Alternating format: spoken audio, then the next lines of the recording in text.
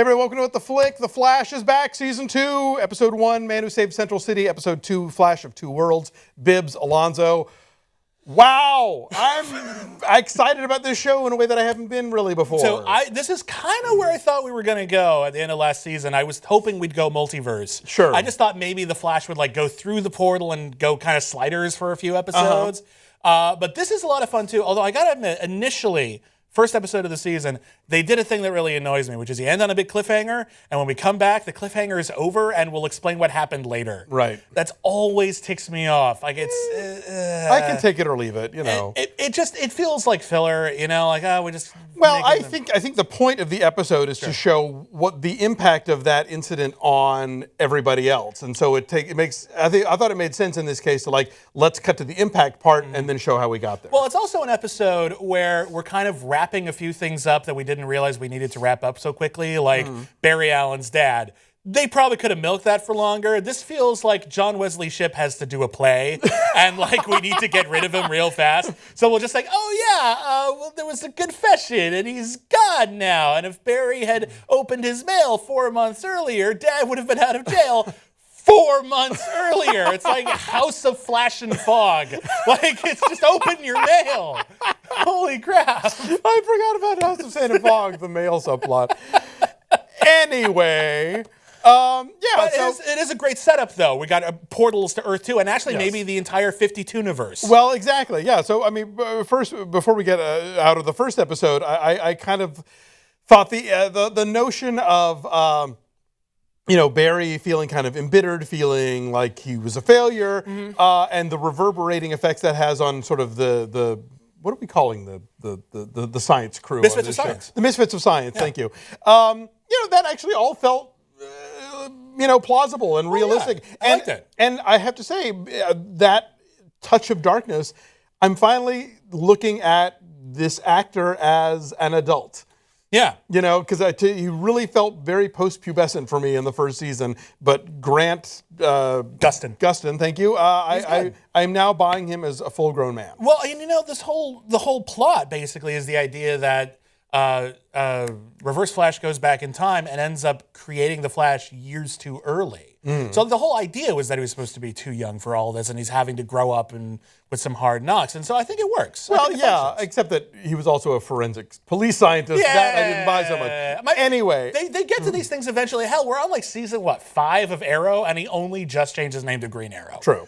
All right, we got there. So now episode 2, yes, we introduced the multiverse in the way that DC did it originally, which is having Jay Garrick and Barry Allen meet. Yes. And I love that there's a certain kind of fuck-itness to it, because I feel like I think for a long time the nuttier comic stuff they were afraid to introduce in movies and TV because they thought somehow those audiences wouldn't buy it. And I think somewhere around like Guardians of the Galaxy, when we all embraced a raccoon and a talking tree, they were like, all right, fuck it. Comics actually have fun. Comics people have bought this nonsense for years. Let's do it over here. And, the multiverse in the comics was a kind of a cover your ass creation of like, well, why do we have all these Flashes and Green Lanterns floating around? How do we explain how they coexist? And here they don't have to. We never had to have Jay Garrick, but they want to. They're gonna draw us into that sort of richer, DC canvas, and it's no less plausible than anything else on this show. And it opens so why not? It opens up a lot of doors. One, Totally. It gives you the opportunity to introduce a lot of villains without having to go through their origin story, which is solid. But also, there are other heroes that we could bump into. I mean, I don't know if they're allowed to use Superman or Batman. But Dr. Midnight. Why not? Just throw them all out there. I like it. And they even hint at like various like dramatically different like histories, like the War of the Americas. It's probably just a civil war, but like there's so much you could do. Like Hitler's still around in Earth 2. We're still fighting that guy. It's ridiculous. Now, tons of stuff. Which Earth is Barry Allen's planet in the DC universe? I don't even know anymore. I get confused. They changed it. Originally, it was Earth 1 was Barry Allen, Earth 2 was Jay Garrick. Which is ridiculous because the Jay Garrick one came first. I always thought it was very polite of the original superheroes to let him have Earth 1. Well, But then there was the whole multiverse got way out of control, and you needed like a huge book to keep them straight.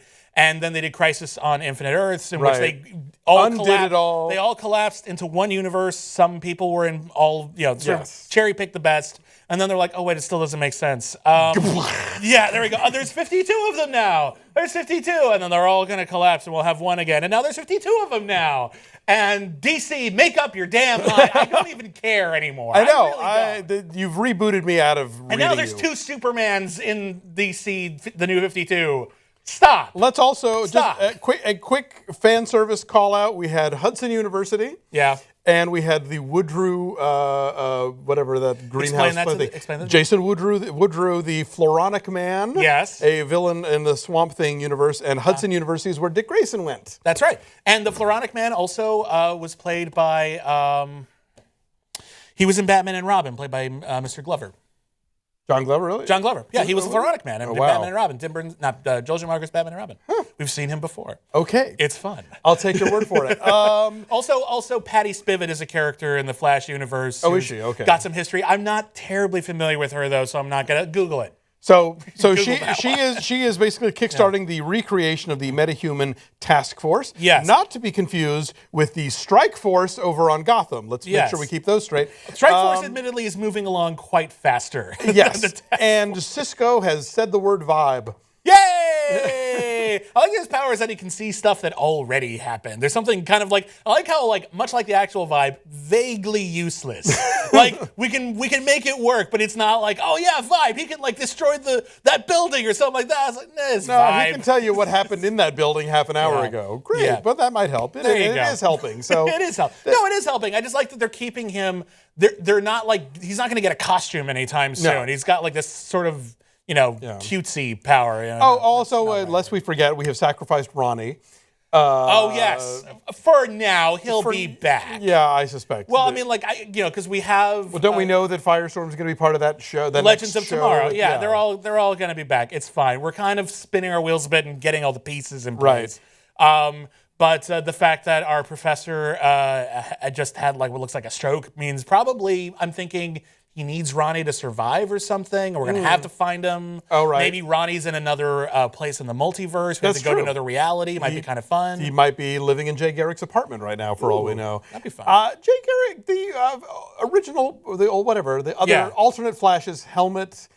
Does that work No, in never live has. action? Yeah, Never has. In the Bless them comics, for trying there's it, though. always a little, but yeah, yeah, exactly. I respect that I like his Rocketeer coat. they were going. Yes, that That's was very classic. He looks good. They make it look pretty good. I Yeah. like it, and I like him. He's got a very nice old school Yeah. kind of Republic serial kind of Well, charm to him. he's been on Masters of Sex, so I always think of him as a '50s guy anyway. Oh, you that's know. trash. I hadn't really.